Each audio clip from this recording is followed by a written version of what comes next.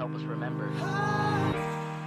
These battle scars don't look like they're fading, don't look like they're ever gone away. They ain't never gonna change. These battles. Growing up I had a dream, something no one else could see. Tell me what it means when your faith is falling beneath your knees and you can't breathe. Everything you see reminds you of what you're not or something you won't be. You gotta take what you're given, that's how we live it. Don't be mad at the system, it's simply how we've existed. I hear a lot of people talking like they politicians and choose to be an accountant because it's safe in a business. Not because they wanna do it, just because they heard it pays. And who the fuck wants to be poor knowing that's how we've been raised? Society is getting heavy, I can feel the weight. The pressure of success is like 100 million pounds of shame. And that's the reason I'm staying up late, trying to find a way to escape the stereotypes. This day and age is making me feel like the only way I'll be happy is getting signed to a label and making money through rapping. I wanna share my emotion because this world is attacking the very principle of life that lets the people be happy. If you don't have a reason to breathe, why even live? These battle scars are impressions of everything that it is.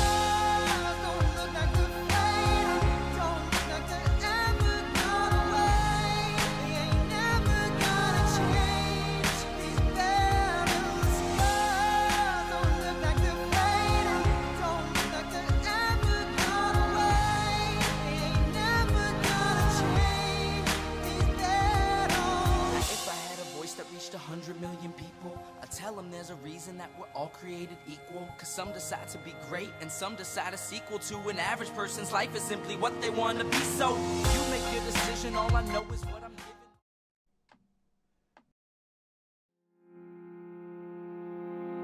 given. Sometimes we forget why we're here. It's easy to fall off track. These help us remember. These battle scars don't look like they're fading, don't look like they're ever gone away. They ain't never gonna change. These battles. Growing up I had a dream, something no one else could see. Tell me what it means when your faith is falling beneath your knees and you can't breathe. Everything you see reminds you of what you're not or something you won't be. You gotta take what you're given, that's how we live it. Don't be mad at the system, it's simply how we've existed. I hear a lot of people talking like they politicians and choose to be an accountant because it's safe in a business. Not because they wanna do it, just because they heard it pays. And who the fuck wants to be poor knowing that's how we've been raised? Society is getting heavy, I can feel the weight. The pressure of success is like 100 million pounds of shame. And that's the reason I'm staying up late, trying to find a way to escape the stereotypes. This day and age is making me feel like the only way I'll be happy is getting signed to a label and making money through rapping. I wanna share my emotion because this world is attacking the very principle of life that lets the people be happy. If you don't have a reason to breathe, why even live? These battle scars are impressions of everything that it is.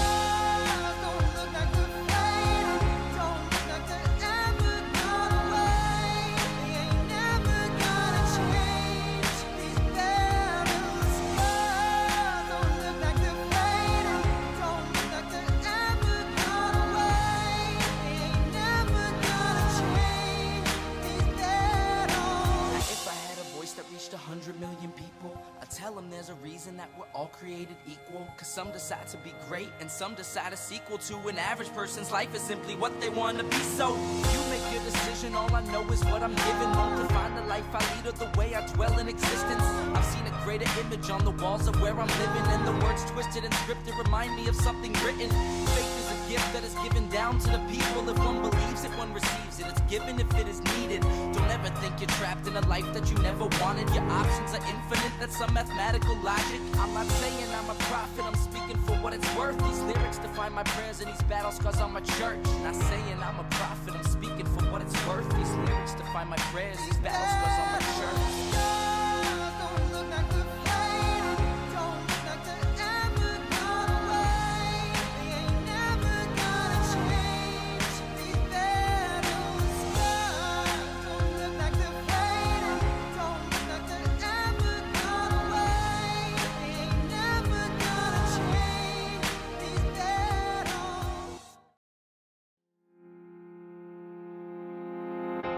Sometimes we forget why we're here. It's easy to fall off track.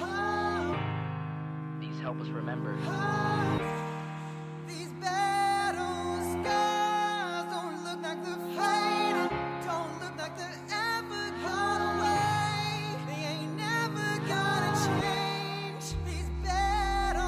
Growing up, I had a dream, something no one else could see. Tell me what it means when your faith is falling beneath your knees and you can't breathe. Everything you see reminds you of what you're not or something you won't be. You gotta take what you're given, that's how we live it. Don't be mad at the system, it's simply how we've existed. I hear a lot of people talking like they politicians and choose to be an accountant because it's safe in a business. Not because they wanna do it, just because they heard it pays. And who the fuck wants to be poor knowing that's how we've been raised? Society is getting heavy, I can feel the weight. The pressure of success is like 100 million pounds of shame. And that's the reason I'm staying up late, trying to find a way to escape the stereotypes this day and age is making me feel like the only way I'll be happy is getting signed to a label and making money through rapping. I wanna share my emotion because this world is attacking the very principle of life that lets the people be happy. If you don't have a reason to breathe, why even live? These battle scars are impressions of everything that it is.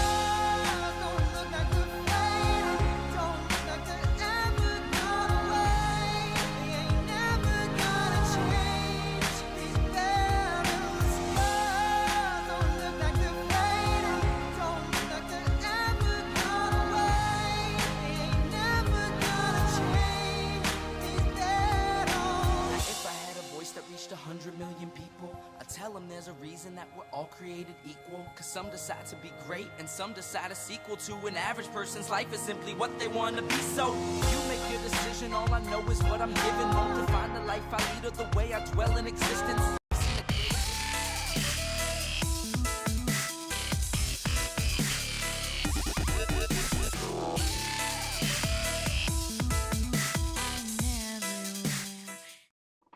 Okay, everyone, I am really sorry for the late start. All kinds of technical problems, which I should just anticipate, but first my computer was dead, and it took forever to charge. And then Ecamm, for some reason, decided it only wanted to record and not go live. So, let's see. I want to try to pull up the comments on Restream, which I was trying to do during the downtime. So let's do that. Chat app, that would be nice. Open in browser. All right, so hopefully this is, I need to open in browser. Come on there, buddy. All right, so hopefully this is also going on, whatchamacallit, on Facebook, but I'll find out soon. What I really need to know is, as you can see, got a different mic because that other one just wasn't working out. And it looks like the level on this one is much better, judging by my monitors, but I need to hear that from you guys. So if anyone's out there, please let me know. And yeah, I know there's people watching because it's showing me that. Let me see if I can bring up the Ecamm chat, which I am still learning window. Comments and reactions. Okay, let me just put that over to the side there. Alrighty, so what we are talking about today is whether or not voting should be mandatory. And if you're wondering what got that burr, this big thing here is just like, it's intimidating. I need to get that a little bit more out of the screen next time. It's too big. That's what she said. Okay, thank you, David. Anyway, this thing keeps intimidating me, Mr. Yeti.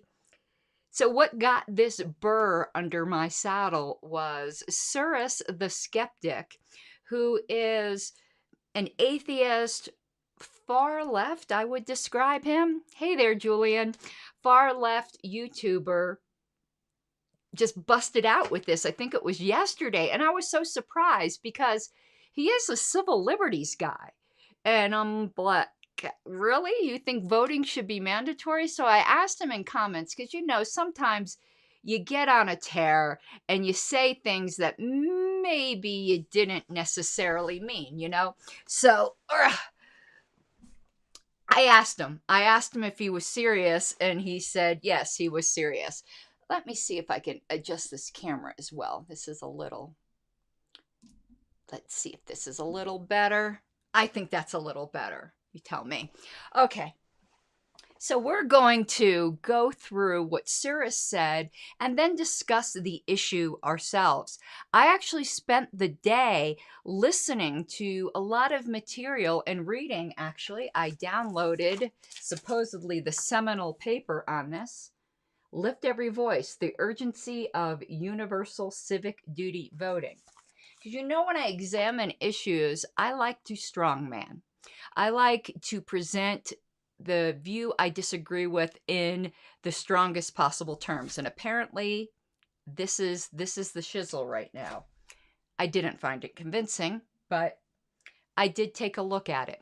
Now, unfortunately, because I was having some technical difficulties, I could not load up an eCam. The scene, they call them scenes. It's getting them ready in advance for Suris's video. So we're going to do that on the fly. Hopefully I don't fuck it up too badly. So let me see if I can add a new scene.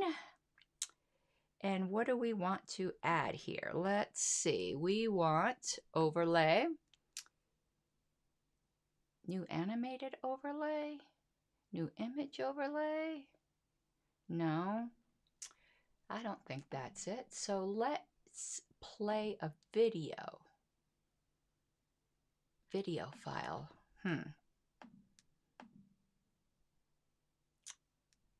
We're going to do this a little bit different. Okay, let me choose file.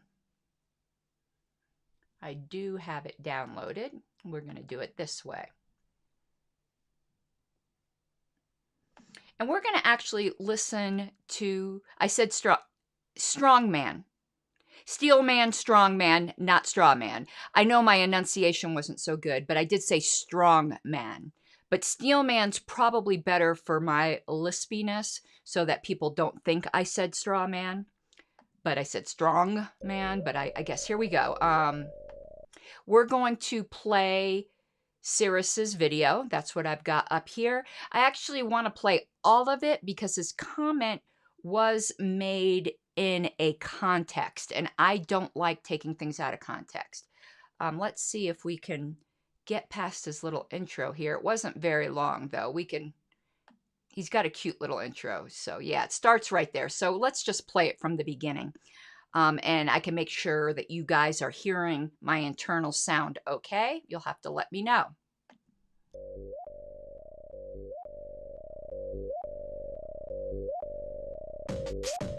Let me know if you can hear him.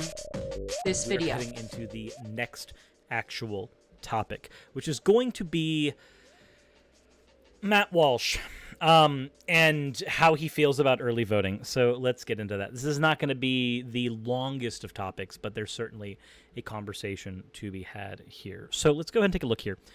So on Twitter, Matt Walsh posted, "I love it when I see people having difficulties with early voting.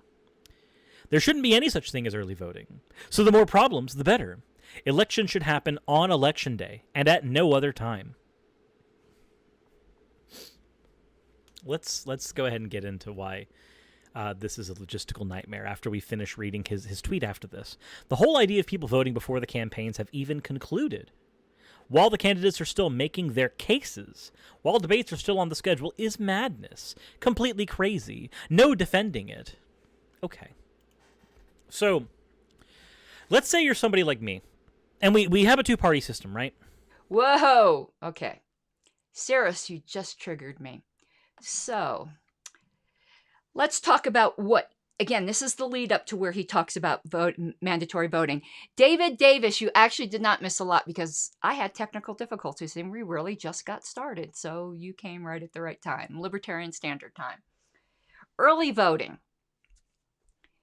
So the topic is Matt Walsh, who can be douchey. I think hopefully we can all agree. Even at times when you might agree with him, he is just so smug a bug that it turns a lot of people off, including myself, even when at a time when I would have agreed with him more. So early voting, Matt Walsh is opposed to. And I, in one sense, understand why.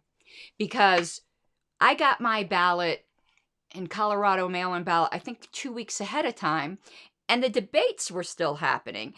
And he's going to deal with this, but I don't even care about the debates or all that. I agree with what Suris is going to say. You should already know the issues. But what if the candidate gets involved in some huge scandal between the time you cast your vote and the time the vote is final? I think you would have a frickin' uproar if they're still like campaigning while voting is going on.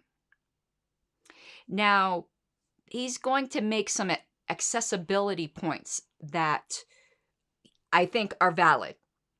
But I kind of understand Matt Walsh's point up to a point, but ending early voting isn't the way to solve it, in my opinion. But let's continue. And the only reason that I voted the day of is because I don't trust Brian Kemp.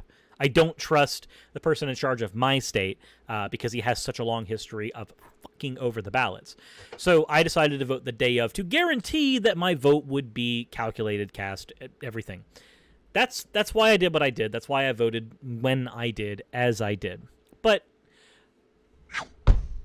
do the votes done before the cases are made count? Yes. Okay, so what's crazy?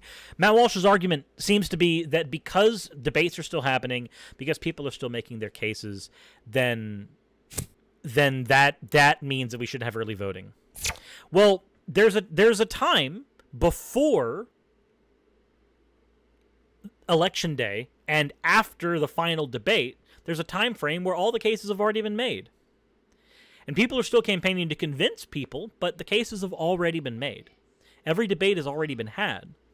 Every single thing is something that you could have found on your candidate's platform up until that point. So Okay, we're going to stop there. He's basically saying you should have already made up your mind before the debates because you could look up your candidate's thing. They've already had these debates, but could you have found out before the debates that Joe Biden wouldn't answer the question as to whether he's going to pack the court? I would say no. There are things you still find out in the debates. The debates are valuable. He's going to really downplay the debates and I think disrespect people who make up their minds after the debates. And I don't think that's warranted. And I think that's a bit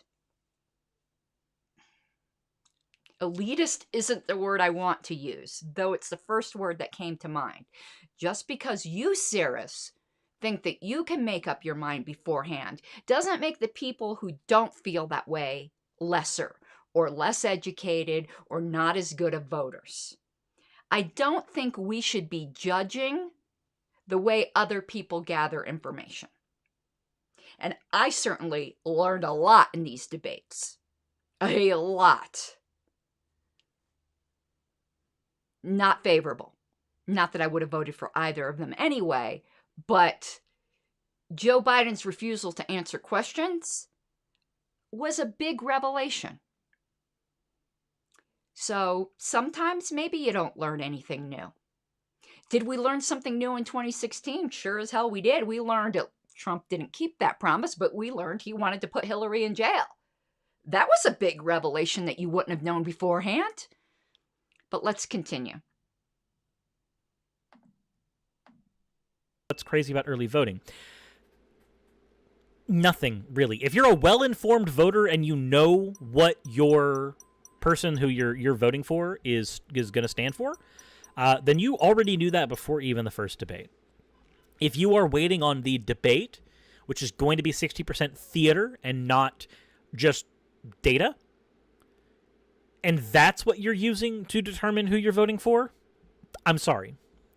If a debate is what changes your mind on something, as opposed to looking into a policy, looking into what a candidate is standing for, looking into the things that they are trying to do, if the debate stage is where you made your decision, why? Okay. I think I answered that.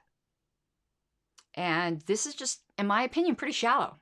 Pretty shallow of Suris. In both 2016 and 2020, we learned things during the debate. And are the debates 90% theater? I think that's arguable. But let's say they were. Half's probably not a good word. A significant part of politicking and governing is theater. A lot of it is inspiring people to follow you. You want to see if your candidate can do that. Was it the JFK debate where the opponent was completely in the lead until after the televised debate? And this was one of the first televised debates because and I can't remember who the opponent was, excuse me, but they were just so flat and without personality that the public realized in this age of this newfangled TV thing that being charismatic was going to matter on the national stage. The theater part matters. Politics is half theater. A lot of it is bluff when you're dealing with other nations. So you want to see the charisma and presence of your candidate. That is important. Whether we think it should be or not is irrelevant. It is important. Dismissing it as just theater is kind of silly to me. Nixon, I believe it was. But everyone knows like what I'm talking about. That was a big reversal. And that's where everyone realized, wow, this TV thing is going to be very important. And the young dynamic guy turned everything around. And I don't think that was invalid. I think it's important to have a presence. So let's continue.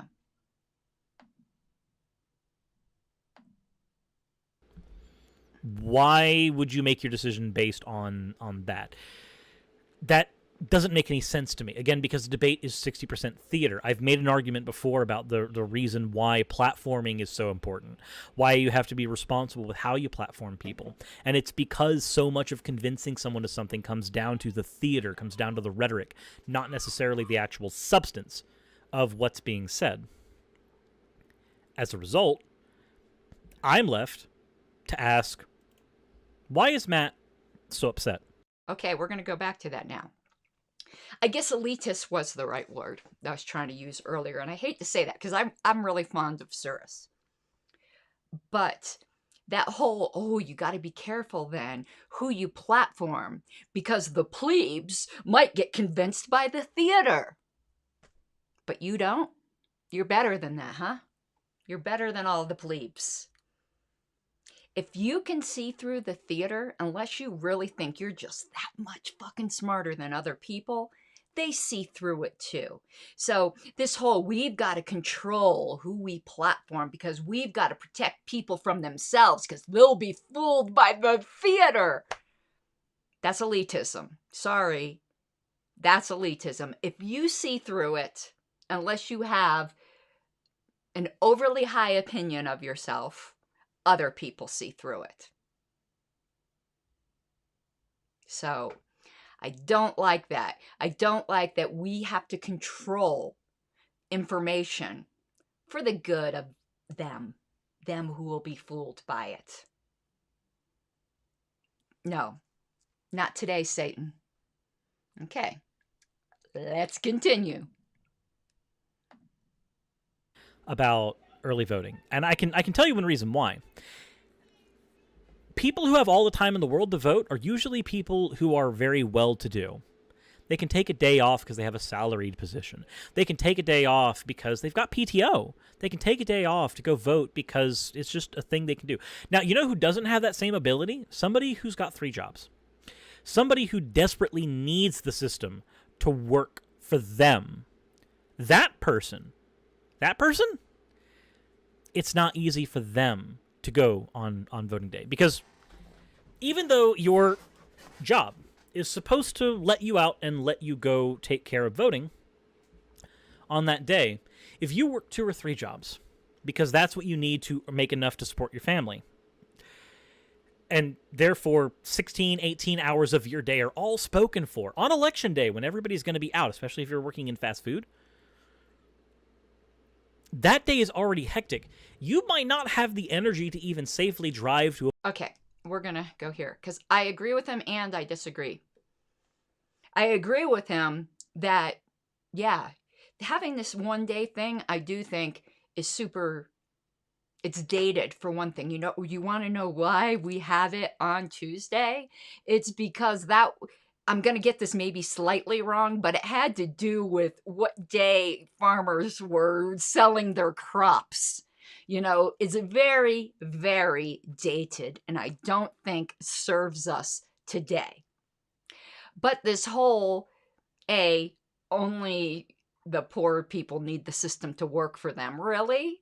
I think everybody needs the system to work for them. Maybe it's reverse elitism. I don't like that either. Nobody needs the system to work for them more than anyone else, allegedly. So this whole poor people need the state to take care of them. It's just very distasteful to me to begin with. They don't need daddy state.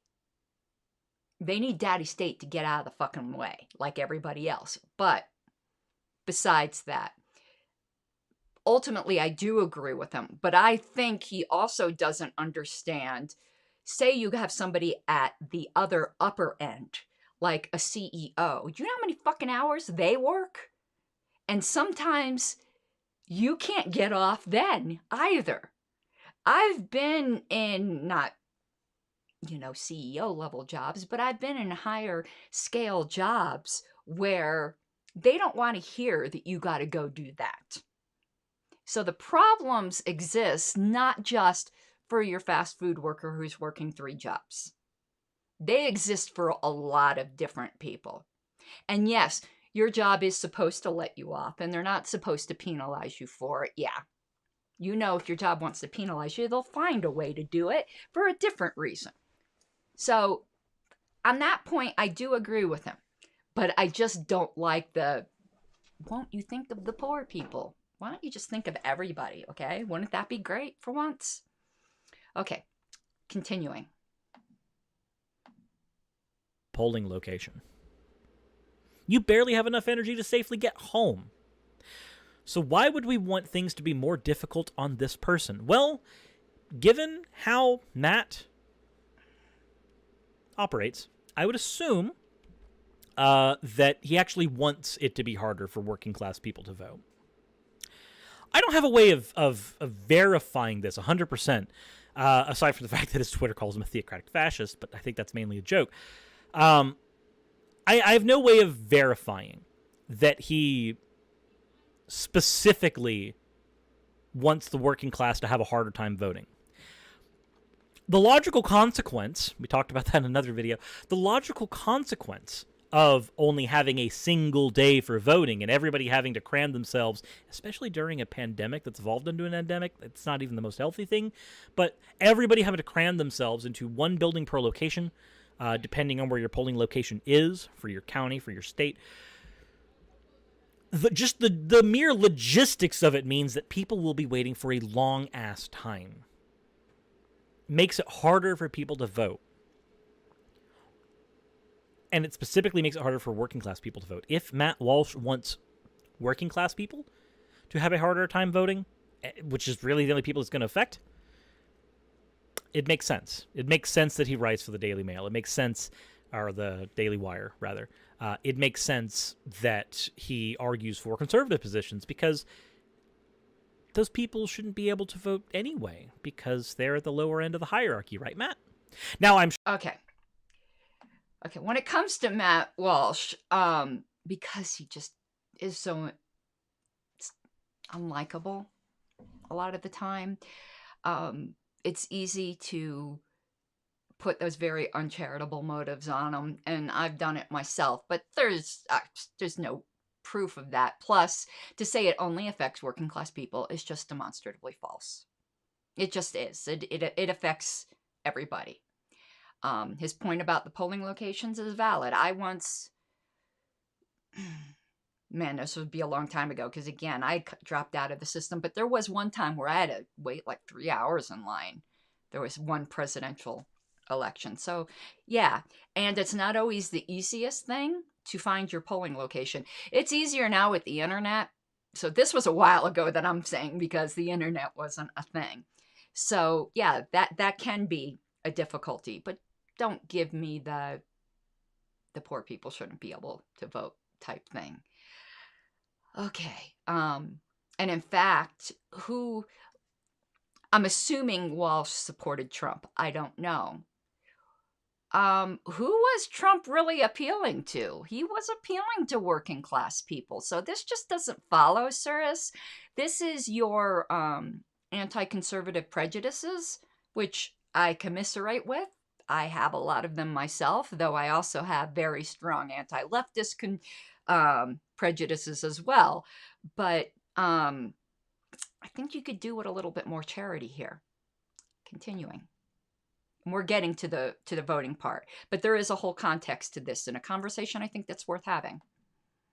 If Matt sees this video, he's going to argue that that's not what I meant, that's not what I mean, but that's a logical consequence of what you're doing. So if you know the logical consequence is that it's going to be harder for working class people to vote, then why would you push for something that makes it harder for them to vote in general? But let's see what some of the takes on this are, because it's not just this. Also, opinion on mandatory voting. I think voting should be mandatory. I think participation in the democratic process, if you live in a nation, should be mandatory. Now, I'm wishy-washy on if there should be punitive measures, but I do think that it should be mandatory. I also think whatever day we have for voting should be a holiday. It should be just a thing that you said, you have to go do this thing. I think voting should be as easy as. Okay, let me stop there before we get to mandatory voting, because I am going to pull a Suris on Suris. The whole, it should be a holiday. You want to know who that hurts, Suris? Because I've made the argument before where I used to get mad in my more conservative days that stores were open on Thanksgiving and whatever holiday. And I'm like, everyone should have to take those days off. It should be an actual holiday. And some people reminded me there are people who work every single day of the week and don't get paid holidays that need that paycheck. So little old me who thinks, yeah, it'd be nice if the stores weren't open. There are people who actually want and need to work those days. So you want to know who your policy would affect, Suris? The poor people. And if that's the logical, we're going to use your own argument. If that's the logical consequence of what you're arguing, you must want to fuck over poor people. How'd you like them apples? You don't like that, do you? Used against you. So let's continue. I'm going to let him finish his point, then we're just going to talk about mandatory voting. But I hope because I know he'll watch this, we're friends, will see how his own type of rhetoric can be used against him about the think of the poor people. Possible. I think that if we can figure out a way to verify IDs, we should make it to where you're able to vote using your ID with a fucking phone. It should be mandatory and easy. There's nothing wrong with it being mandatory if it is easy to vote. But let's see what some of the takes are on this. Okay. So let me go back to me. The rest, he's starting to read some comments where some supporters of Matt Welch want a king and all that kind of thing. That goes off track. So, yeah, boom. Boom.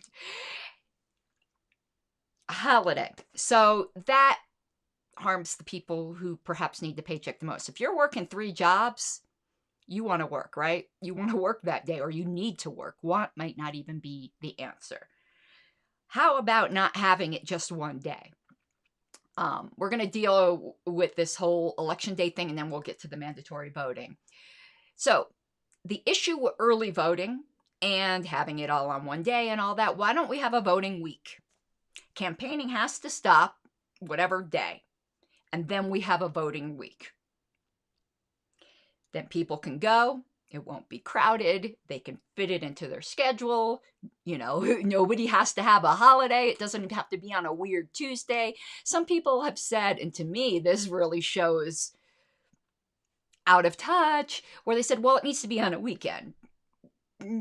People work on weekends now, too. There's just as many people who have Tuesday off that has Saturday off if you're going to deal with the working class. I think most of the working class works on Saturday. You typically have days off during the week. So make it a week, a whole week, including a weekend, you know, a Saturday through a Friday or whatever. And I'd be in favor of that. That deals with the early voting issue. It deals with the just one day issue and all of that.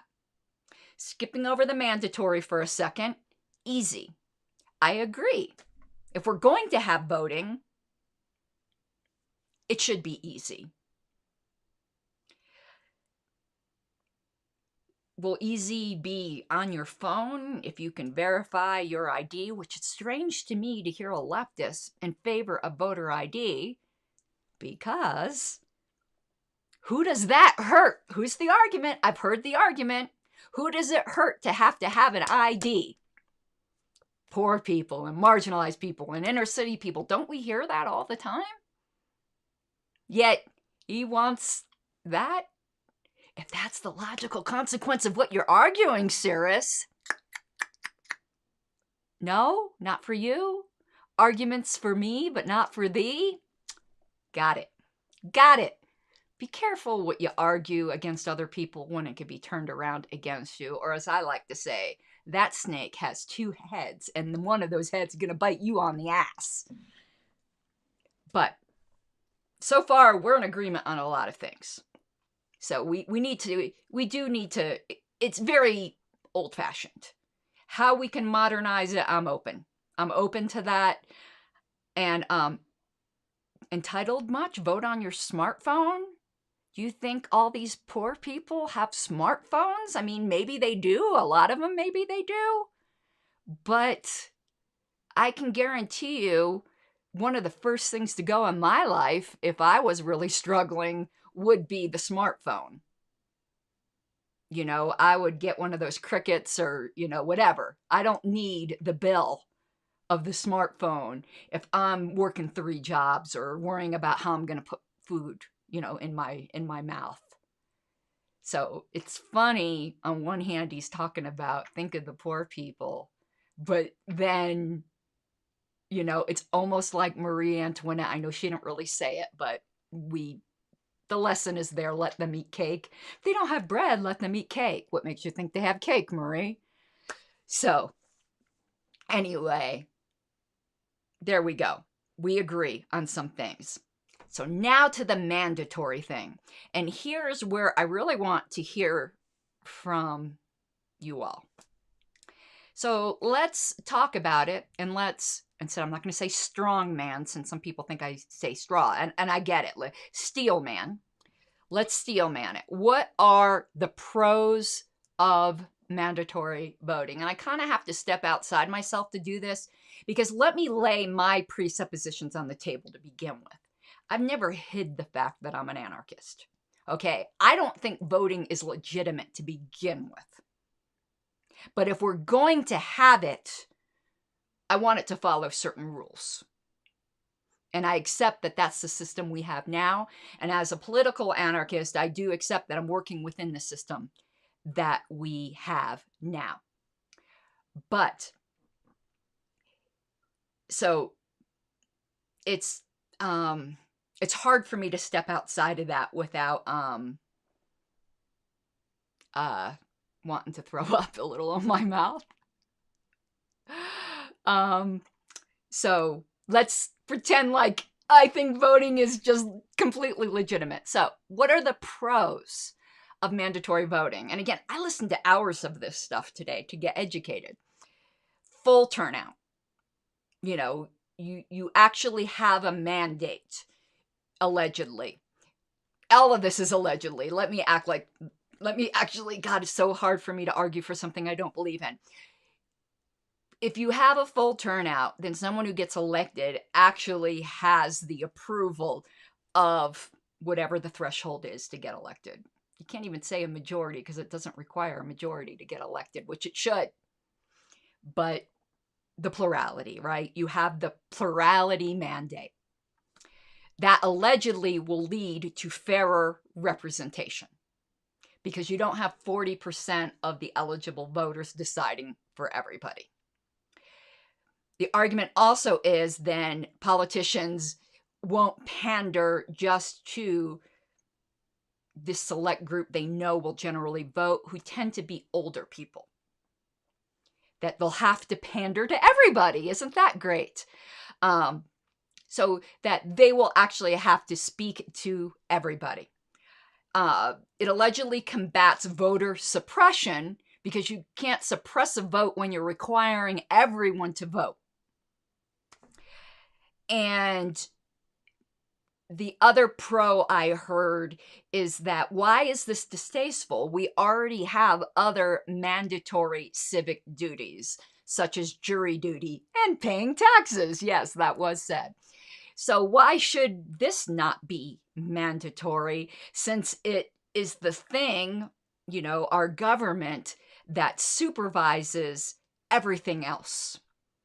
And let me go through my notes here because I think there were some other, let's see. Oh, let me quote one of the, I think it was in this report. Again, this is what I'm going by. Supposedly this is the gold standard. This came out, I believe, this year. It's from the Brookings Institute. I'm going to see if it has the year on it. But I'm pretty sure it was earlier this year. Well, they started working on it in 2018, so that sounds about right. And I'm going to put a link to this PDF in my show notes. And we might go through some of it depending upon how much you guys want to talk this evening. So one of the proponents said they call it civic duty voting rather than mandatory because it sounds so much better. Civic duty voting shifts elections from an opt-in to an opt-out system. It does not force voters to elect any one candidate. Therefore, this is what they said, we believe it survives constitutional muster. Now, here's something that libertarians will like. In addition to allowing for a wide variety of exceptions, so they do allow a religious exception, a conscientious objector exception, at least for now, but we know how that goes, right? There used to be exceptions to vaccines, and they want to get rid of that. But you have to proactively ask for the exception. But they do promote exceptions or allow for exceptions. They also say there needs to be a none of the above option. Now, that's what we would like as libertarians, right? And that would allow somebody to give their protest vote. So it doesn't force them to vote for a candidate. And it further says any civic duty voting policy should allow for religious and conscientious objecting to voting. But why? If you have a civic duty, I don't think Suris would agree with those exceptions, by the way. Let's see here. And they also argue casting a ballot in countries with civic duty voting is easier than it is in the United States. Registering to vote is straightforward and accessible, which I think it pretty much is in the United States now. If not automatic, requesting a ballot or finding your polling place does not require calls to your local supervisor of elections or constantly checking online resources to ensure your polling location has not changed, and voting in person does not mean standing in line for hours. Those are two entirely different issues that could be solved outside of mandatory voting. So, let me see if there's any more pros. No. So let's now talk about the cons, which that's going to be the rest, I think, of our conversation. And I will go to, excuse me, to the comments. So please keep putting them up. And anyone who's done like a lot of research on this that maybe has something really like organized to say, I'm more than happy to bring you on. But really, if this is like your hobby horse or something you've like happen to be an expert on. Otherwise, we're all just non-experts.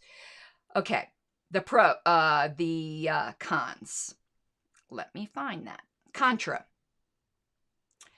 First contra. It's force. Force is never good against peaceful people. You don't have a right to for someone else to vote. So to use force against that person by making it mandatory is bad. It will result in uneducated and empty votes. When you force somebody to do something they don't want to do, you're going to get some really interesting results. Allegedly in Australia, they get a lot of, because in Australia, from what I've heard, and again, please correct me if I'm wrong, this is from cramming this issue today. Excuse me, I got a hair in my mouth. They allow you, they don't, from what I understand, they don't allow you to send in an empty ballot. You have to mark something. You can, and this is in their literature, I believe, you can draw a picture of a dick and balls, and that counts. So allegedly, they get a lot of pornographic drawings on things. So is that really we want to be encouraging? Or people just go eeny, meeny, miny, mo. Or they do what they call, I'm not sure I understand it, but donkey voting. And they have RCB, which is a good thing, but people just go 1, 2, 3, 4, 5. Like they don't even look at it. It's kind of like pin the tail on the donkey. Oh, maybe that's where they get donkey voting from. But do you want that? That's an empty vote, isn't it? You also get resentful votes. So you're forcing me to do this? All right, I'm going to vote for Adolf Hitler. I don't know, I'm going to vote for the absolute worst candidate I can think of just to say, right? And I see some people put in chat things I didn't think of, so I'm not going to say them here. I want to give credit. Also, it's forced speech, isn't it? Freedom of speech is also the freedom not to speak. And this is political speech. And this is something I know a good deal about, the legal arguments, because of the ballot selfie lawsuit I did in Colorado, which we won based upon the freedom of speech clause in the Constitution, particularly freedom of political speech. And freedom to speak also includes freedom to refrain from speaking. Further, in the system we have now, it will just further strengthen the duopoly by forcing you into that system. A little bit different where they have many parties in Australia and they have ranked choice voting. I'm not sure if they have proportional representation. I would still object if we had all that in this country, but we don't. So there is this additional, it just strengthens the cartel. When you have ballot access laws that we have, and first past the post, and then you force people to participate in that, that's just granting even more power to a really screwed up system. It is foundationally illiberal to force people into a civic duty. And forced consent is not consent. That's what really surprised me about Suris, because he's very much a consent guy when it comes to a lot of things, but not when it comes to this. What are the underlying assumptions of the pro case? That better turnout is better. I mean, higher turnout is better. Is it? If someone decides they don't know enough, is it really better to make them vote? And also an underlying assumption that it's justified to force people to do something for their own good or for the good of the collective. Is it? I would absolutely challenge that. I don't think it is. And that needs to be justified on its own. Forcing people to do something, is forced democracy really a democracy? I would say it's not. The fact that a certain percentage of people don't vote is a message in and of itself. You don't like it? Too bad. Do something about it. I think this election showed people can be motivated to go out to vote. If you want them to do something, give them reason to do it. Forcing them makes it so that you don't have to really give them a reason, right? But the best argument I heard against mandatory voting came from a leader in the Black Lives Matter movement. And what he said is that the Democrats take the black vote for granted. And if you force everyone, including obviously black people, to vote, they will take it even more for granted, because you've taken away the one power that the black people have, is when it comes to the Democrat Party, to refuse to vote. Suris, that's the logical consequence of what you're advocating. So obviously you want to take away power from black people, right? Using your argument. That was very compelling to me. Not refusing to participate is a power in and of itself. And by forcing people into voting, you've taken away that power. So, we're going to get to comments in a minute. This also brings up, he said he's wishy-washy on whether there should be a penalty. What's the point of making it mandatory if there's not a penalty? Then all you're really doing is engaging in social engineering, which maybe he thinks is a good thing. I want to distinguish, because on its own, quote unquote, social engineering isn't a bad thing. We do that all the time. When we seek to change culture, that is social engineering. When it's done on a grassroots level, I have absolutely no problem with it. When it's done by people who have allegedly a monopoly on the justified use of force, i.e. the government, then to me it's a problem. And this is social engineering on a grand scale, to convince people that this is somehow their duty to do. If there's no penalty, that's really all you're trying to do, is brainwash people to something that they didn't think before, using your position of privilege. And that's just fundamentally wrong. Now in Australia, and I think in every country that has mandatory voting, it's not just Australia, there's quite a few. I should have had the list. There's a nominal penalty, $20. Who does that hurt the most, Suris? Poor people. Rich people could just go, here's your $20, right? I remember being poor.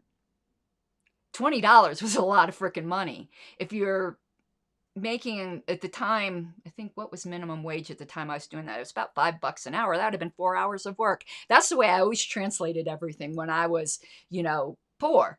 Whenever I wanted anything, I would translate it into hours of work. I like that pair of shoes. I've got to work 10 hours for that pair of shoes? No, I don't like that pair of shoes anymore.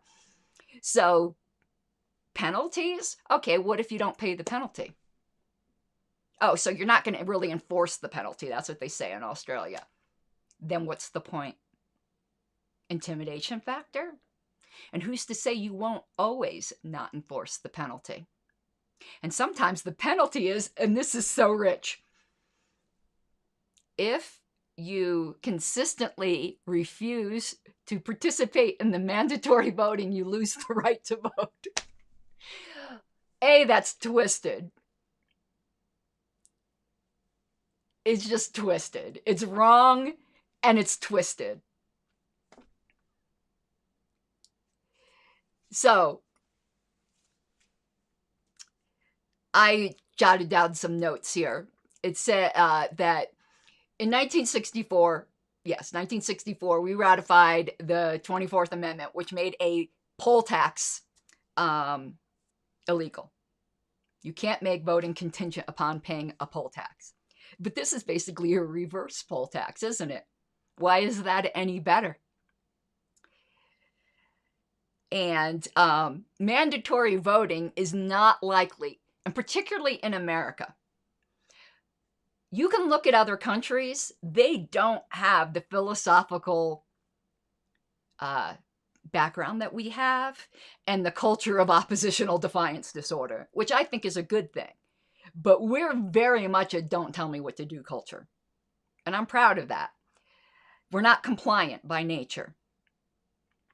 So, mandatory voting is, and these are I believe they're my own words. I would have, I think, credited somebody. So I'm sorry if I'm inadvertently plagiarizing, because it sounds like something I would say. Sometimes I don't remember what I write and what I don't write. I put mandatory voting isn't likely to build respect for democracy or make sure that anyone's voice is heard by the government. In fact, I think less heard. But fining non-voters will do an effective job of demonstrating that the government is all about forcing people to do things just to make the politicians happy. And this next sentence I know I wrote. And here we go. You ready? This is classic me. We need to be more indignant about violations of our personal autonomy. We do not belong to the fucking state. But isn't that really what this comes down to? You belong to the state. You have a duty to the state. No, you don't. No, you don't. Says who? No, you don't. How is this any less offensive than conscription? Except for, you're not going out to kill other people, but still, it's a conscription of a kind, isn't it? It's forcing you to do a certain kind of labor for no pay that you might not want to do. You don't get to calculate if your time or effort or the time you have to take to research to do this effectively, if your time could be spent better. It's a commandeering of your time. Why is that okay? It's not. So let me go back to the top of my notes here. Okay, so about the penalties, I'm going to read something that one of the proponents had said.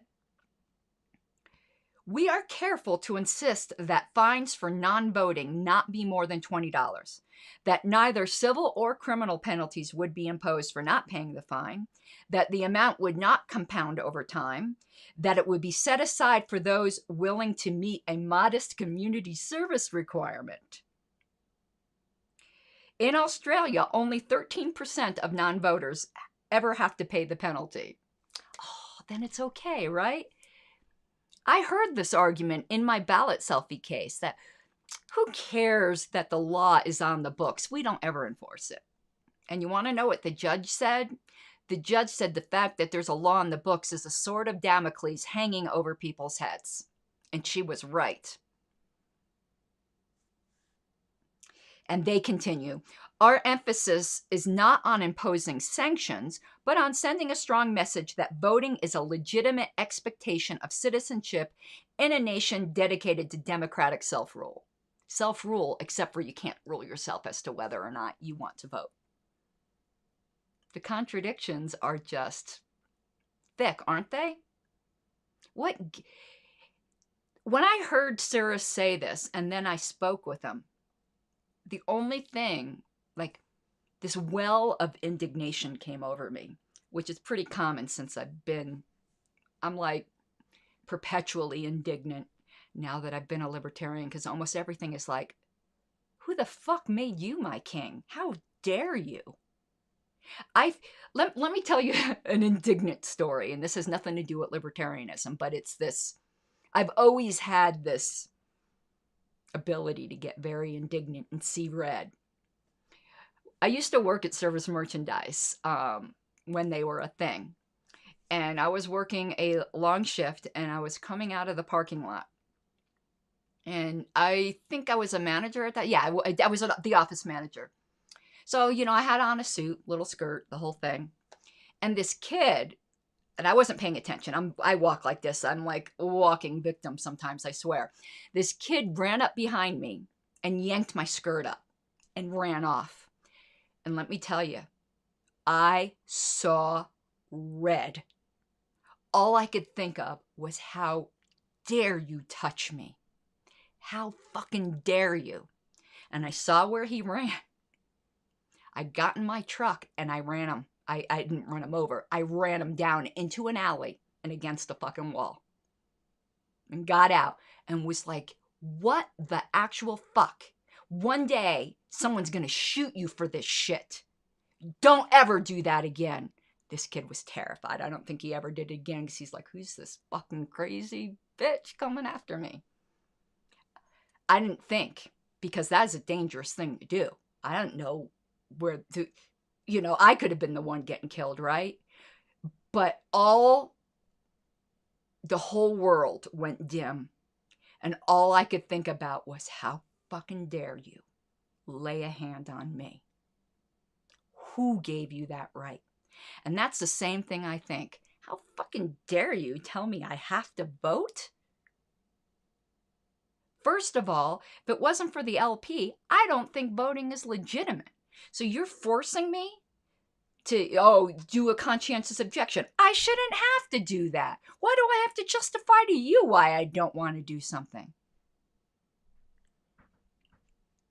Really? And that somehow peaceful anarchists aren't doing their civic duty? I don't got no frickin' civic duty to do that. And to the argument that jury duty already is a civic duty, well, it shouldn't be. The last person, if I ever was on trial, I want sitting there as somebody forced to be there. Who gives you the right? We're not your slaves. We're not owned by the state. And forget paying taxes. That's a whole other thing. That's a civic duty. Yeah. And to say, well, it's a fine that's assessed and not enforced. Well, for how long? And then what's the point, right? What's the actual point? Okay, just flipping through my notes and then we'll go to comments. Just to make sure. Okay, here's something that somebody else had said that I thought was very valid. Compulsory voting presents some ethical challenges. Many argue that it infringes upon individual liberty. It does, by denying people the ability to choose not to vote. While it's true that ballots may include a none of the above option, though in practice they typically don't, the act of voting itself may be seen as endorsing the current politicians and political system, an endorsement that some citizens may not want to make. Ding, ding. Okay. Yep, that's it in my notes. So, and I have some videos maybe we'll share or whatever. Oh, one other thing I wanted to say, and I'll stick this in the show notes. There was this great presentation. I don't know whether he was a professor or just a mentor, but it was somebody who was in charge of organizing for a collegiate debate. And the subject was vote. The proposition was voting should be compulsory or mandatory. And he was advising both the pro side and the con side of what they would need to prove and advising them on certain arguments and tactics they may want to take. It was fascinating. And he really explained the differences between rule utilitarianism, and I forgot what the other category was, which I didn't really understand. I thought I did until he explained it. Now I understand it even better. But it was fantastic, and I'll put that in the show notes eventually. But what's funny at the end is he did concede, and he told the con people that if they could effectively argue a libertarian case, he's never seen it effectively answered. I'm paraphrasing, but that was basically it. He basically said you will throw the pro people, usually for a loop, if you just argue a libertarian case. So let's go now to comments once I can get my mouse there. Okay.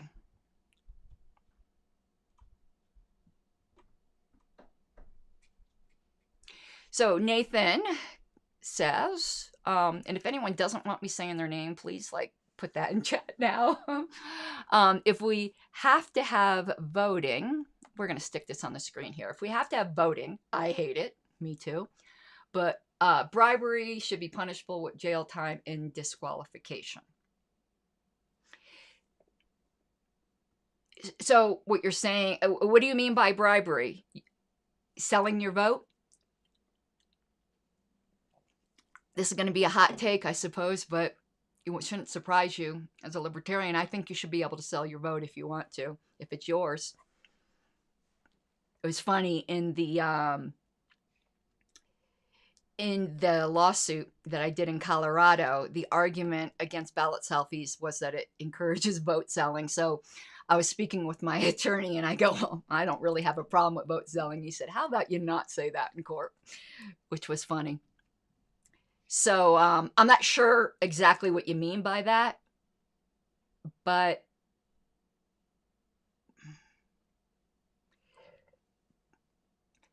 perhaps you mean bribery of a politician. Then I agree. So, but paying off the voter? I don't know. I haven't really given it a lot of thought. To be honest with you, my knee-jerk reaction is you should be able to sell your vote if you want to. Julian, imagine police killing people for not voting. I mean, exactly. If you end up enforcing it, every law is enforced at the point of a gun, eventually. So, Suris, I mean, you didn't come down on that yet, but I would love to hear. Are you willing to kill somebody for not voting? Are you willing to kill them yourself? Listen, Suris, come get the $20 from me yourself if you're that brave. I say that to everybody. But really? You think you can just vote penalties on people? Don't be a fucking coward. Go do it yourself. William, let's see. I'll put it up here if I can. There we go. They mandate it in Australia. Yeah, Australia is kind of the case that a lot of people talk about, but what they don't talk about very often is it used to be mandatory in Italy, and because of all the problems, they got rid of it. And yeah, the candidate that happened to be printing on top of the list would often get many more votes, of course, from the people who are just like, fuck it. Let's get this over with.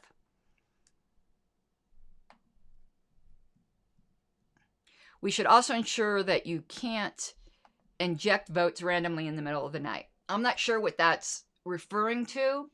If it's referring to allegations on this election, I'm going to be doing a whole other episode on alleged voter fraud in this election. Of all of the examples that I've been given, except for the last one I've been given, I haven't had a chance to look into it, was problems with the voting software. I haven't found a credible case. Honestly. And I believe they're cheats. So I'm predisposed to believing that there is voter fraud, but every single alleged proof I've been given so far has been disproven to my satisfaction. So I'm not sure what that is referring to. I like this comment. How much would it even cost? A lot. It would. Is it worth it? How many pockets would, and never how much would it cost? And anything government does costs a million times.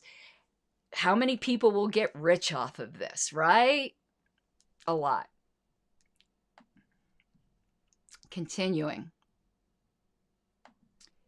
Ranked choice voting would be a huge upgrade to what we have now. Yes. And that's completely independent of the mandatory voting thing. FYI, a little bit of a sidetrack. I say this often, and I'll keep saying it. I believe that the National Party should only concentrate on two things and forget everything else. Except for, obviously, we have to put on a convention. We have to run a national ticket. And that is voting reform to ranked choice voting and ballot censorship elimination. Because without those two things, we're never going to win elections on a widespread scale. no matter how hard we try. So to me, we are absolutely spinning our wheels until we get rid of those two barriers. And because I am super frustrated with the Libertarian Party on these things, not just these things, in general, and I say this for both national and the state party, we're too small to do as much as we do. I've said this last broadcast, and I'll give just the Reader's Digest summary. I think every state party should concentrate on one or two winnable issues, win them, and move on to another, such as getting rid of the death penalty if you still have the death penalty in your state. We need some wins, and issues we can win on. But I agree with you, and to that goal, I also volunteer with RCB Colorado, and I'll probably start to spend, I already do locally. I'm not involved very much with the LPCO. It used to be because there were some internal political issues that I just didn't care for, so I withdrew. Those have kind of been eased. The parties, have made peace with each other or whatever.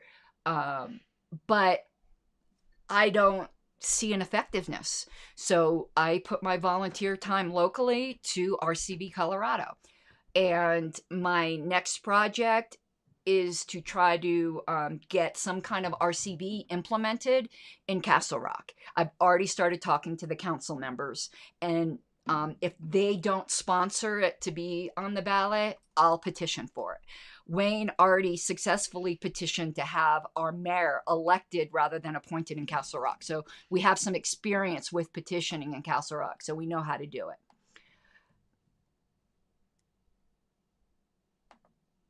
I don't understand this comment, David, but I'll put it up here in case someone else does. Why not do what they did in Africa in the 1980s? One man, one vote, one time. I don't understand what that means. So I'll just throw it out there. I need to come up with shortcut keys for this. And I haven't heard this. Let me put this up as well. In my research today, I didn't hear that, but I could believe it. But I hadn't heard that.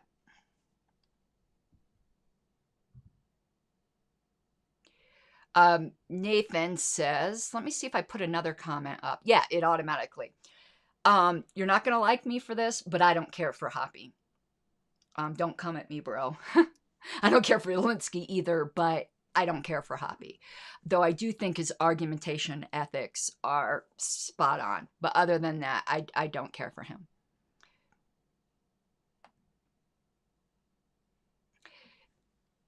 I think Republicans are equally the same. So I think we could say that equally.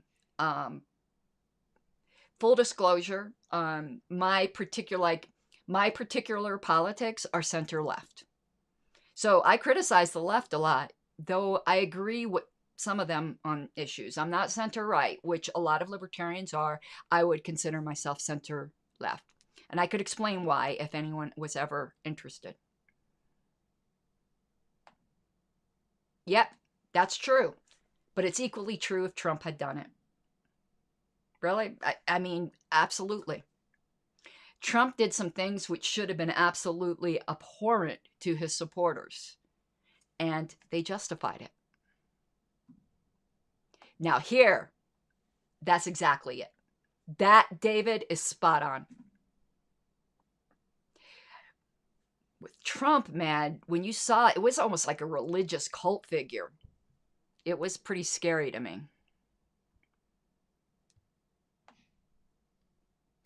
I don't know how Suris feels about defunding the police. So, can't answer that, but that's a good question. Yeah. Hey, if you get an offer, take it, as far as I'm concerned.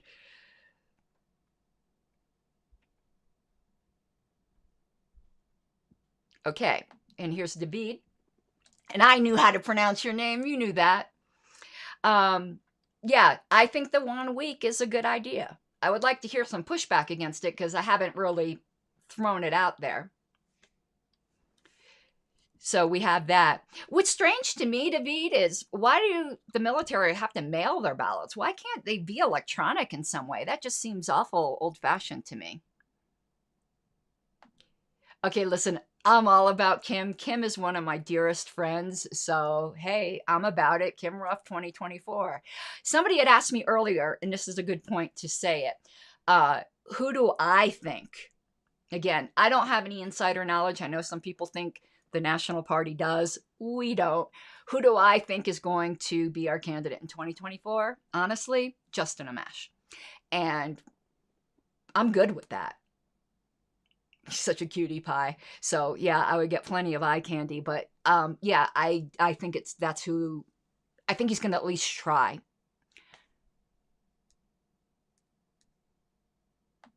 Yep, me too. If I'm gonna whore myself, I want to be a well-paid whore.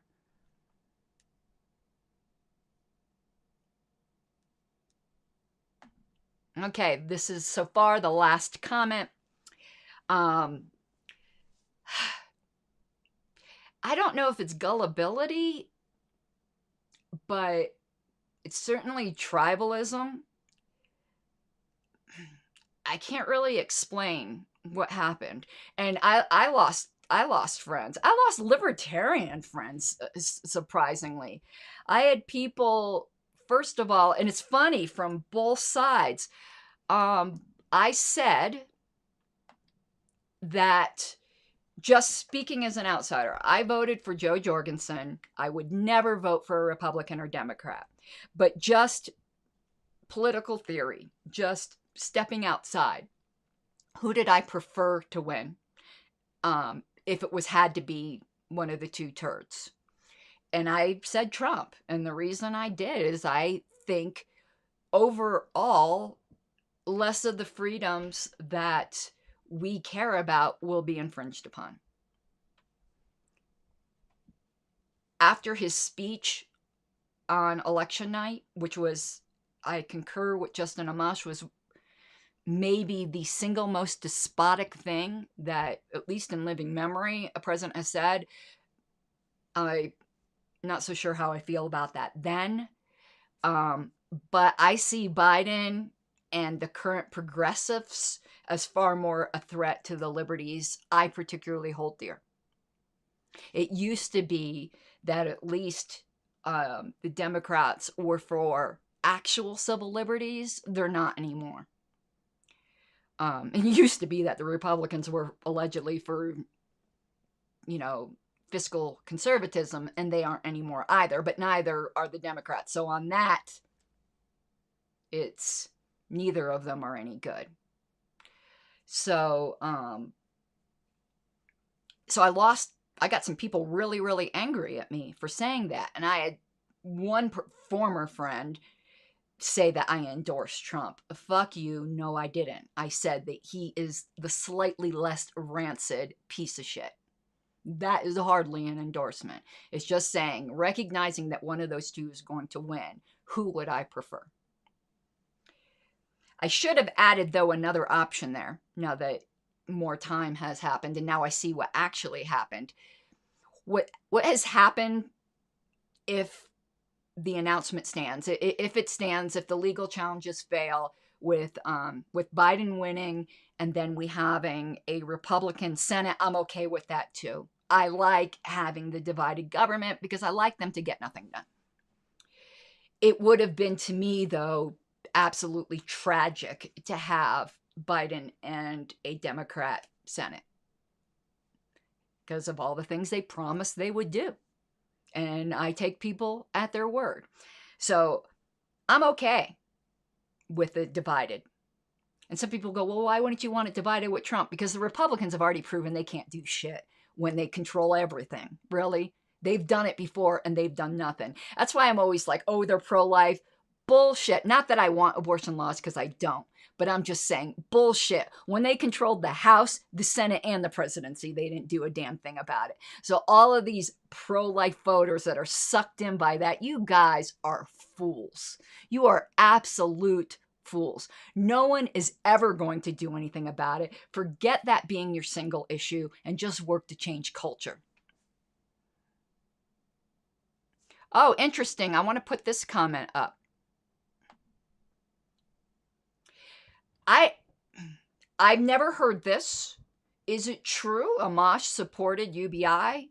Because if he did, that's a deal breaker for me.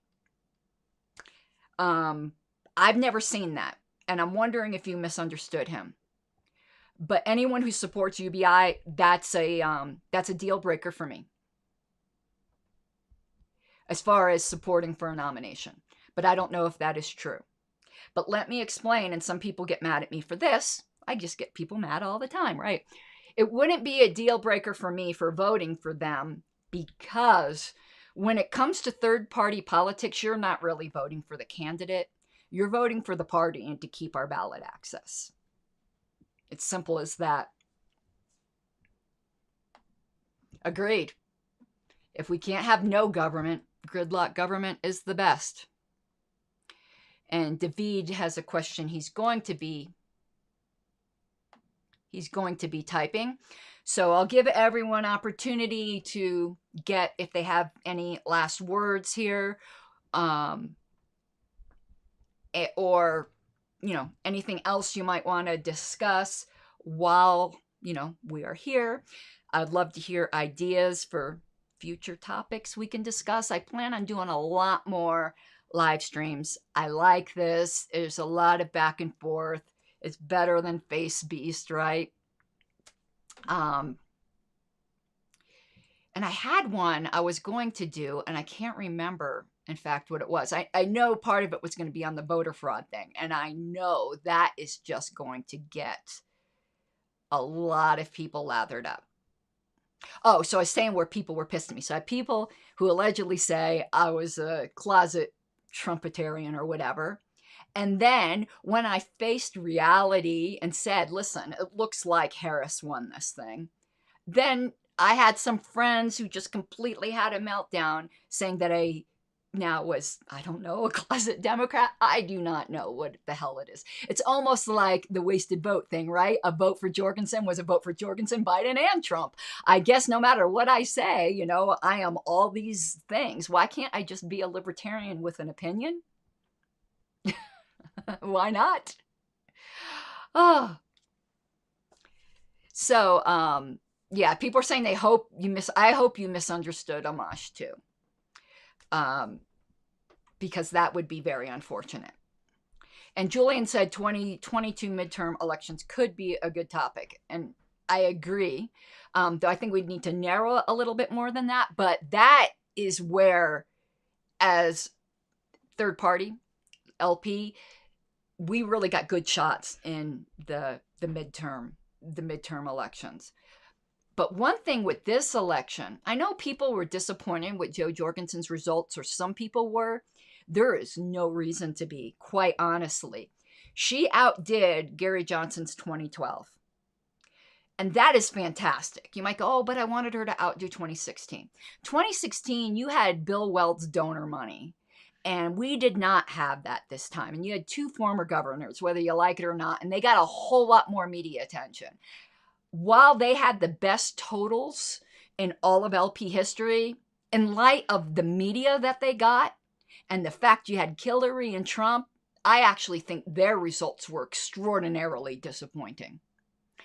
I think Joe's results this time, just on the whole, were way more positive than the 2016 results. And we beat the spread in a lot of critical races. Of course, people are blaming us, saying, well, you handed the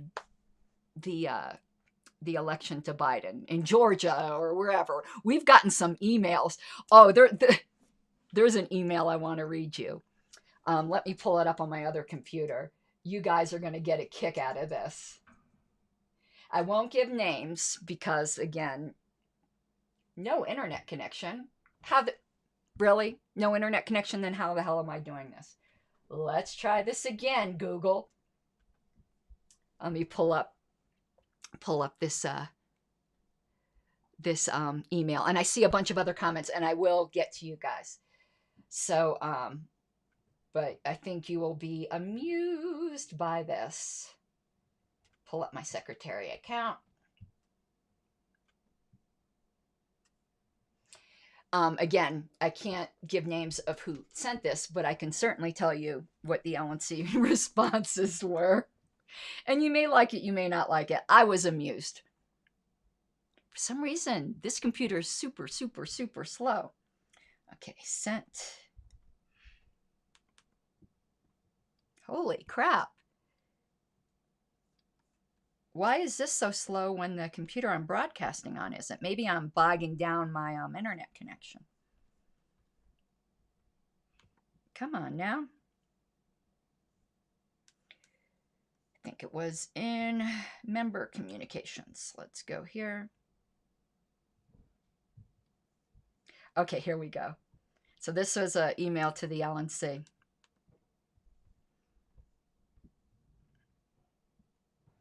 The title of the email, "Are you sufficiently ashamed of your spoiler role in the presidential election? Are you sufficiently ashamed?" And here's the email. "In several states, the margin of difference between the two candidates was less than the number of votes cast for the Libertarian candidate. What a shame. The world is aghast at your spoiler in this narrow election. You're thinking of it all wrong. You guys spoiled it for our candidate. Why'd you waste your vote? You could have voted for Joe." So here are the responses. "Dear X, to answer your question, no, we're not ashamed. This is actually the function of a political party. I would also like to point out in Nevada, more than 11,000 electors voted for none of these candidates, to include Dr. Jorgensen. This is one of the strengths of the system. It's incredibly hard to steal an election." Okay. And here's Whitney. "Quite proud I am. Thank you for asking. My vote would never have been cast for either of the unprincipled, morally compromised, big government authoritarians put forth by the tired, corrupt old parties. My vote would have gone to no one, if not for Joe Jorgensen. I will do it again and again and again." I love Whitney. And John Phillips gave a really long response that you guys probably don't want to hear me read a lot of things, but basically said, "No, because like you, many start with the incorrect assumption that people who voted for our candidate would automatically vote for the one you like. That's not how it works. It has even been studied." And then he continues, he said, "Lastly, even if it was true, we would be proud of it. It's our goal to make both old parties lose and go to the way of the dinosaur because they're both horrible." And here's me. "Yes, I am proud of it, as the founders of this country would be. And for me, you are profoundly mistaken if you think but for the LP I would ever have supported the vainglorious bully you offered up. I'd rather eat out my own small intestine with a spork." So I guess I wasn't sufficiently ashamed. But those are the sorts of emails we got. We got a lot of those. Very much. Boo, boo-hoo. And you want to know what I did? Oh, I don't have a mug here. I was like, give me those tears. Delicious. Okay, let's continue on with some of the comments.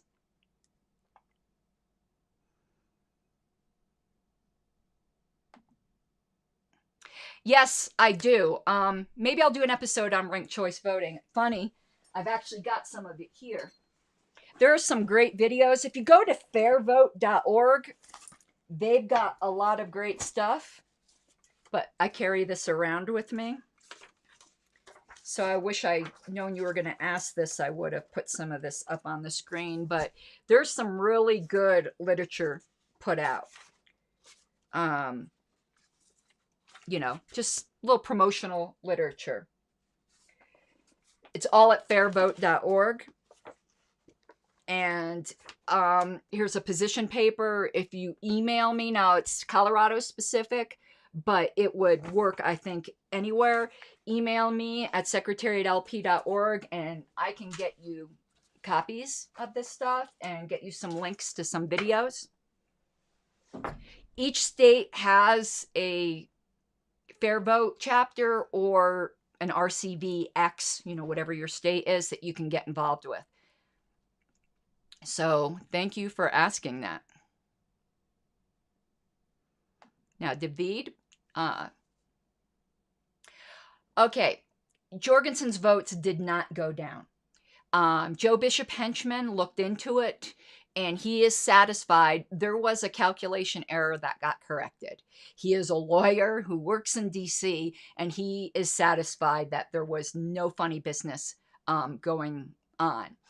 And he didn't say this, but I'll say it. I really wish LP members would stop spreading that happened, because we did look into it, and we, as the National Party, are satisfied.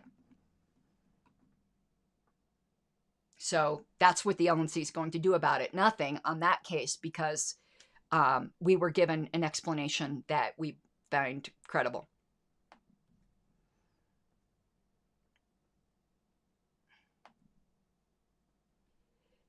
Net 7. I used to be a libertarian until I faced reality when I saw the results of isolationist policies. Now I'm a neoconservative. I'm not looking back. Well, you have to follow you. I see the results of non-isolationist policies. And also, you and I will be automatically at a loggerheads because I'm not a utilitarian. I'm a hardcore deontologist. So let's talk, to me, this is my approach. Let's talk morals before we talk results. Because I don't care how great the results are if you have to get there by immoral means. Again, I am like a deontologist through and through. So I hope one day you do reconsider, but that's what's great about personal autonomy, is that you can make these decisions, and I'm glad you're here talking with a bunch of libertarians. And David, I absolutely agree. Joe did fantastic, in my opinion. And I'm not just saying that because I'm a shill for the LP, which, I am. But something you'll know about me, I won't say things that aren't true. I just won't say anything at all. But I'm hyper partisan. I admit it.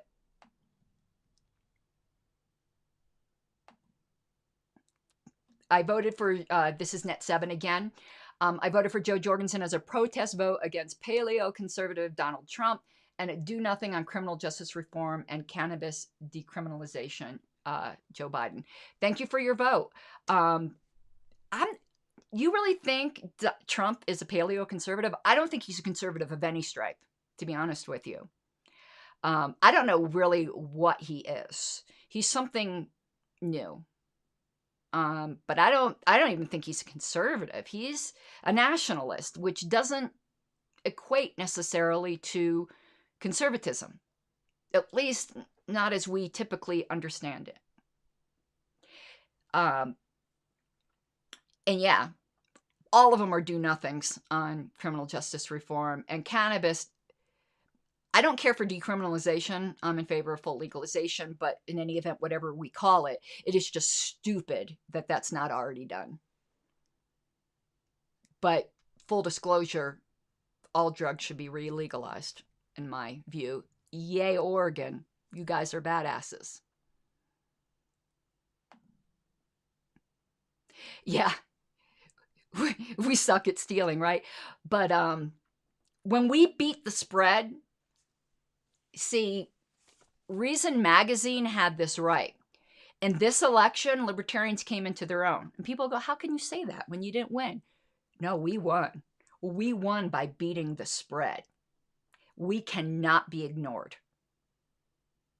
We absolutely cannot be ignored. These candidates are going to have to start to take some of our policies into consideration. And, I know an episode I'm going to do. They can't do like Trump did. Pissed me the fuck off with his pretending like he's a libertarian. Oh, libertarians, we got this, whatever. Justin Amash broke that shit down. And I'm going to be using his breakdown as kind of a template. I'm going to do an episode on this. Boy, did that piss me off.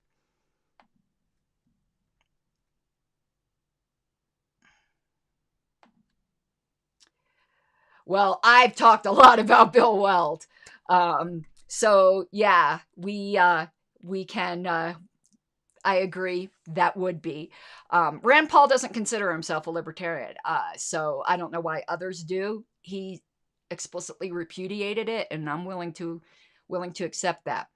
Lincoln Chaffee is a new libertarian, and I'm easy on them. You got to give them time. But new libertarians should not be running for top of the ticket, and we should stop doing that. Okay. You had William had a question. I'm going to see if I can pull up my Restream chat, and I will pull up that word for you. So let me skip that for a second. All parties should be poll watchers. Anyone could be a poll watcher, I think. I'm going by Colorado, but Colorado put out public recruiting for poll watchers, that anyone can sign up to do that. I couldn't get the time off from work. I would encourage everyone, though, to either be an election judge or a poll watcher. Go to your Secretary of State page. Okay, so now for William, I'm going to type in, he asked me about when I said deontologist. This, hold on, my fingernails aren't working out. That should be coming up in chat, hopefully. I spelled it in chat, but it's DEONTOLOGIST. That is, I'm probably going to explain this poorly. A deontologist is somebody who right is right, basically, and wrong is wrong, regardless of the results. The rallying cry, or the typical statement that is used to illustrate a deontological mindset is, though the heavens may fall, do what is right. So it's a moral framework view. It's the opposite, basically, of utilitarianism. Let me see if we can get a good definition.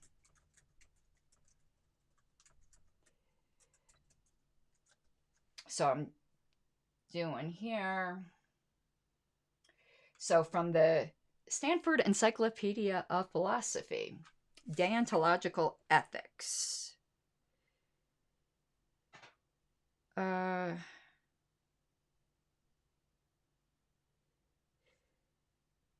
That is a bunch of gobbledygook. That does not help. Okay, here we go. Wikipedia will have at least a simple one. Okay. In moral philosophy, deontological ethics is the normative ethical theory that the morality of an action should be based upon whether that action itself is right or wrong under a series of rules, rather than based on the consequences of the action. It is sometimes described as duty, obligation, or rule-based ethics. Deontological ethics is commonly contrasted to consequentialism, virtue ethics, and pragmatic ethics. In this terminology, action is more important than the consequences. So I think that's a good definition. And some people bristle at this, but the founding of the LP, whether even explicitly known by the founders, is very, very deontological. The statement of principles is a deontological statement.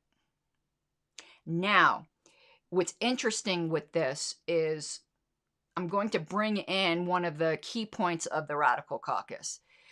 The Radical Caucus has a statement that riles some people till you understand what they say, where they said natural rights are utilitarian. And what they mean by that, natural rights theory is deontological. So basically what they're saying is, we believe that right is right, okay? A deontological basis. However, we also believe that speaking very generally, you could always point out an individual exception here or there. But over time and over the course of history, doing what is right leads to good consequences. That it would be a very strange, twisted world or reality or universe if doing what is right led to misery. So I hold to that as well. I do believe doing what is right will lead to good consequences, that it follows like night follows day. So I don't think the two are necessarily opposite. Everyone wants good results. It's what do you ground it on? A utilitarian will ground their ethics on the good results. And I think that could be deceiving, because how do you really... Is a result good? See, this begs the question, is a result good if you had to get there by bad means? It'd be good if I got $1 million, but if I had to murder 10 people to do it, no, it's not so good. So I know that's somewhat of a, this time I am going to use the word straw man, but, you know, it kind of demonstrates what I'm saying. To me, you have to know what is right first. And Robert Nozick also said the same thing. When you had Nozickian side constraints, that very much was a deontological construct. So maybe that would be a good episode, really contrasting utilitarianism or consequentialism with deontological ethics. Very few people, at least that I encounter, are strong deontologists. I'm one of the few that I know. But I think most libertarians are at least moderate deontologists, whether they know it or not, or whether they've ever heard that term or not. All right. So I think we're pretty much done for tonight, unless anyone has any other comments. I thank you very much. I'm going to be recording another episode after this, and I might even do it live in case anyone wants to come back. What I'm going to be doing is, for those of you last week, you know that we went through March of 1972 LP News newsletter. And thank you, William. I enjoyed it a lot, too. And I said I was going to do a separate episode just going through this political perspective because it was long. And to be honest, I don't know a lot about this, but I wanted to put it into the record, as it were. But I need to do a little research before, though. But tonight, I'll probably go live again, not hyping it or anything. So it's this political perspective from the March 1972 LP News. But thank you all. I hope you have an awesome night. If anyone needs to get in touch with me, actually, I gave my secretary@lp.org address. That's probably not the best unless it's for party business. If you want to get in touch with me for the ranked choice materials or for any questions, suggestions, you can reach me at pinkflameofliberty@gmail.com. It is in the show notes. So that is best. All right, y'all. Have an awesome night. Let me see if I can get this outro to play. You gotta take what you're given, that's how we live it. Don't be mad at the system, it's simply how we've existed. I hear a lot of people talking like they politicians and choose to be an accountant.